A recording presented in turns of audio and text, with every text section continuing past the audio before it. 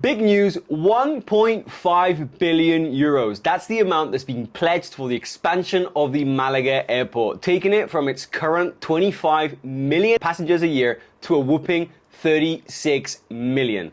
The question here is, what does that mean for our Costa del Sol? What impact will that have on our coastline, lifestyle, real estate, our society? Today's video, we're going to discuss that with Kim.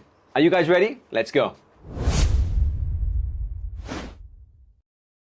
Kim, lovely Kim, welcome back to the channel. Good to be here again. It's good to have you on. So, Kim, before we dive in deep, I want to sort of, bullet point what's been announced, sort of talk through what the government, Oscar Puente, and what they've talked about. Some really, really incredible facts here. So we're talking about a 1.5 billion euro investment that's been confirmed for the expansion. At the moment, they are starting the tender processes to get, the contract or however you want to call it. Yeah. The new terminal size is going to grow from, listen to this, 80,000 square meters to 140,000 square meters. God, almost double in size. Yeah. Gosh. Passenger capacity will increase from 25 million to 36 million a year, and that's the big one. And obviously they're working through the environmental approval, which is already in motion. The construction is likely to begin in 2029, and it's not just a facelift, it's a full-scale redevelopment. Now, before we dive into what this is going to do, Kim, how do you remember the Malaga airport? Oh my goodness gracious. Yeah, in 1985, as you know, parents sort of like came on holiday, ended up buying a property and moving over here. So we came over to visit, and oh my goodness, it was so quaint. So this little shack, it felt like a little shack of a building. Obviously you land, there was no sort of like terminals you have to get off on the bus. I don't even know if we actually walked from the plane to the terminal. But yeah, it was real Spain as I remember it, and then of course once you arrived and got through everything, then the real fun began, because you then had to take what now takes us a 25-minute journey. You had to go from Malaga, as you know, I live on Calahonda, and it was the old road. So you had that death road of Spain that it was then. Yeah. So it was not only the intensity of actually arriving and the excitement of being there, and very Spanish, obviously. There was not much English really spoken in those days. And then the journey began to actually sort of like get to your destination. So to see that from day one to then sort of like the expansion. Do you know I worked at the airport for a little while? No, I didn't know that. Yeah.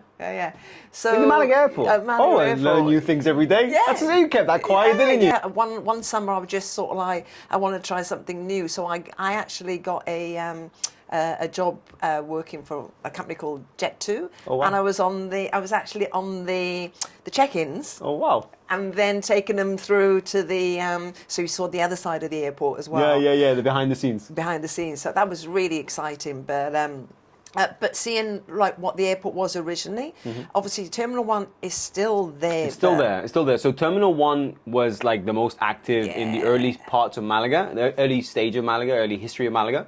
And then in 2010, if I'm not mistaken, they did they inaugurated the new extension. Yeah. I think I'm not getting my times messed up. That's right, 2010. That's when the King inaugurated the new terminal. And that really was like one of the game changers for Malaga, because, it connected us, it really became a hub. Yeah. And the funny thing is, there's a plan, I think it's they call it the Dora plan of Malaga. And the idea is, actually, as far as I'm aware, is we've reached full capacity a lot sooner than what was expected. So if I'm not mistaken, like there were still a few years ahead for us to get to where we are today. Yeah. And passenger, let's say, capacity today in Malaga is like at its max. Yeah. So they've had to put this plan forward to accommodate that amount of passengers. It's crazy. So like from 25 to 36 million people or passengers in a year, that's incredible. Absolutely insane. I remember when they did obviously the expansion and they built the second runway. I can't quite remember if it was at the same time, but that second runway just lay there dormant. Yeah. But now, obviously, they use it. And we popped to the airport a week ago. And as we, Jonathan's down, my son at the moment, and as we drove in, he actually videoed it. He said, "Mum, look at all the private jets, private jets, private jets." It was full of private jets. And that second runway was again full of planes landing. There were taxis, sort of like people going on. So that's just in the space of, as you say, that like 10-year period, I suppose, where we have seen the expansion.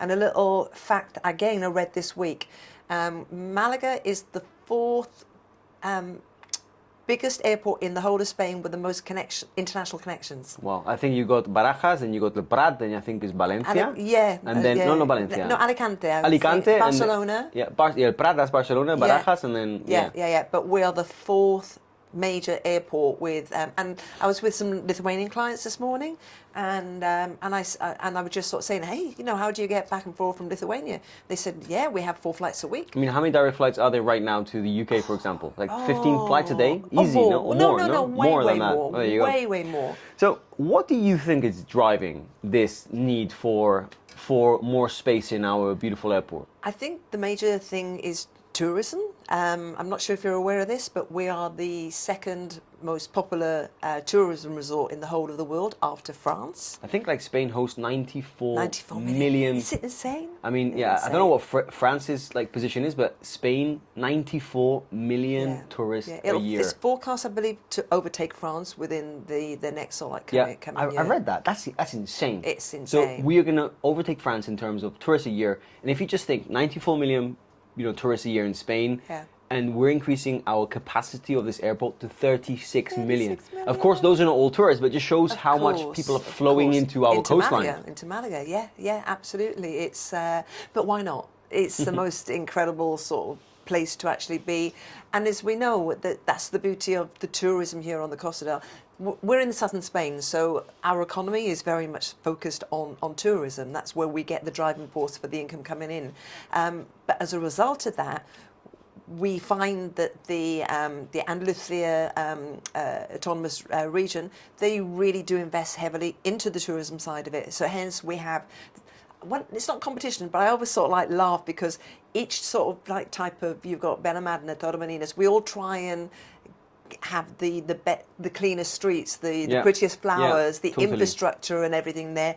And so that is really important because the tourism comes here. But we offer different forms of tourism as well. In the winter months, obviously, in autumn, we're busier with the golfing. How many golf courses have we got on the... Costa del Golf is the second name of Costa del Sol. Yeah. You've also got inland tourism. We sometimes forget about that. It's not all about the beaches. Yeah, that's true. Malaga's also, there's so many people that come to Malaga for the beautiful mountains we have. The mountain ranges are amazing. Absolutely. So as I say, we've got all these wonderful things that brings the people from all over the world. Like if you go to Marbella now, the Middle East population, you'll find it overtakes Marbella at this time of the year. Malaga's airport now has direct flights with Kuwait in summer. Daily, no? I think it's once a week for Kuwait. But they're also test piloting, flights to Korea and Asia. So can you imagine going to Korea? Yeah. So if, for example, right now, I'll give you an example. We have a lot of clients from the US right now that buy property from the US, as you know. You've got plenty of them yourself. Yeah. And it's not that easy to come to Malaga. You always need to have a connecting flight, except from New York, in summer season. Yeah. But this expansion means that we might be able to have new connections. New connections with both, North America and Asia. These are new markets which are going to open. And I just think when people talk about growth, there's so much potential for the Malaga economy to keep on growing. We were talking about tourists, Kim, but what we were discussing before we started filming is what's really incredible as well is the amount of relocators. What do you think? It's insane. I mean, that's a massive driving factor, right? Insane. And younger the people that are coming over. Yeah.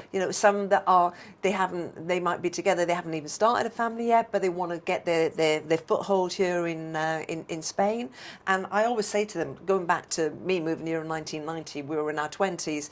We sort of we just leap of faith, came over, never ever looked back ever, and I think that more and more people are realising because we have the tech companies, again, come on, we're talking about people that are coming into Malaga Airport. Why do we need this expansion? So you imagine now you've got your really important companies, and you want to have a conference or things like that. You want to have an airport that can actually have that capacity to bring those sort of additional revenue into Malaga as well. It's endless, really. Like obviously, Aena are the company, I believe, that are behind this expansion, and you only have to look at Aena's track record, how they look for investing not only in Spain but outside of Spain as well. Aena also runs airports in the UK, outside Spain. They're the main sort of company in Spain. The Spanish state has a stake in it, and they know what they're doing. Yeah, and they've obviously looked at the way that Malaga is expanding,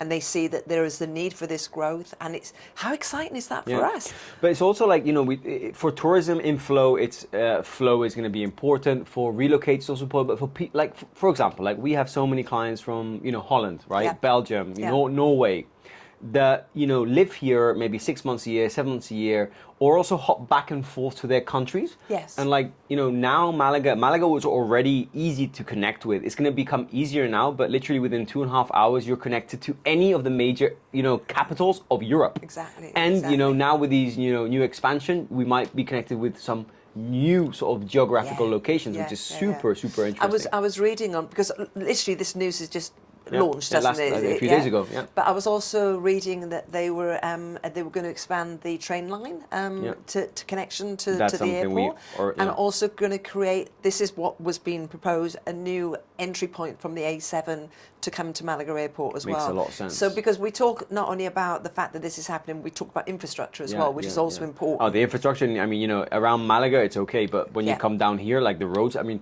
if we're trying to attract another 10 million people a year, they're gonna have to do something with these roads. Like the roads, the N340, for example, has been the same road since since the 80s. Yeah, right. Absolutely. It's not changed, and the AP7 hasn't got any sort of outlook that they're going to open it up anytime soon. Yeah.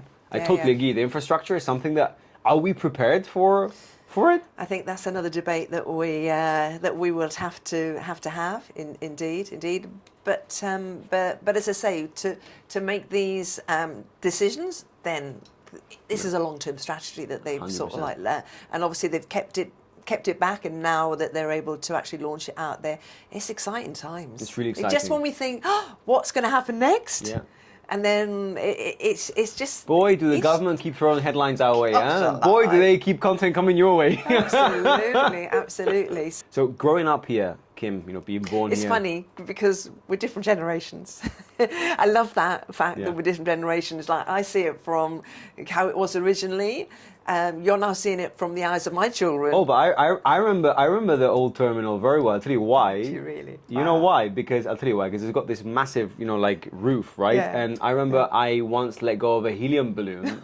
And I remember going all the way up, and I thought, okay, that's never going to come back down. So I remember that terminal very well. There were in the days when we didn't have Instagram, that we could catch it. Exactly. Yeah. No, I mean, actually, it's really exciting. I think that this basically outlines and highlights the growth that Malaga still has to come. And people that when you look at Malaga from the sort of air or from a bird's eye view, there's still so much more coming. Like we're constantly seeing in the last 3-4 years, like post-COVID, I've seen an improvement on business quality on the streets. Totally. I've seen an improvement in lifestyle. I've seen an improvement, in the kind of people which are coming to relocate here. Definitely. I've also seen an improvement in kind of tourists. I mean, of course, you've got some areas which still attract some, let's say, cheaper crowd, but generally speaking, we're not that sort of like no. But Malaga's not cheap. Like, you know what I mean? Like, and that's good in a way. Like, if you want a cheaper destination, go elsewhere. Exactly. Lorette Del Mar. Yeah. Well, I mean, that's not Malaga, right? We love Benidorm. Benidorm's nice.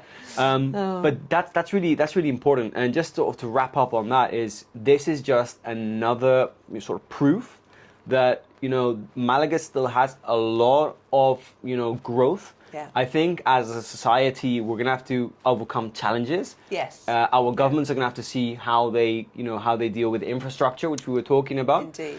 But for people which are looking at Malaga, at least in real estate terms or just as an investment, I think this showcases that you know, we still have so much more growth potential. Definitely. And, you know, this is really, I consider Malaga and Costa del Sol to be a prime European hotspot. And this basically, you know, cements the idea that this is, you know, not just a prime hotspot, it's a worldwide prime hotspot. Yeah, I and agree. and I think that's going to be, you know, one of the, we're going to look back on this video in like 10 years. Yeah. And it might be that we're doing another expansion. Who knows? I think it'll definitely be. You'll be in my lifetime when you're seeing it. I'm going. I did a video a while back with Kim. Yeah, no, exciting times. As I say, but I just see because it's the tourism, the tech companies, and Malaga now is becoming, well, we've known that anyway. We sometimes are a bit protective over it because 100%. We sort of like, you know, it's our little secret, but I think the secret's out now. Secret's out now. Definitely. So Kim, what we'll do is we're going to keep the audience posted with, you know, how this news develops. We don't really know anything more than just the facts that we've given you guys, but we'll be learning about design, we'll be learning about, you know, timing, we'll be learning about which companies are going to be contracted and so on. So it's going to be very interesting. So we promise to keep you guys posted. And you know what I'll also just add for you that's watching this video right now? I'd love to hear your comments on the description of this video, just below. Comment what you think this means for Costa del Sol. What, you know, from your perspective, do you think this is gonna sort of have, what sort of impact it's gonna have on our society, infrastructure, tourism, economy? So I think we can wrap up on that. Guys, like always, if you like this video, we really appreciate a like. And if you want to stay posted with content just like this regarding Spain, property, news, real estate information, click the button, subscribe to the High Homes YouTube channel. And until the next time, hasta luego. Hasta luego.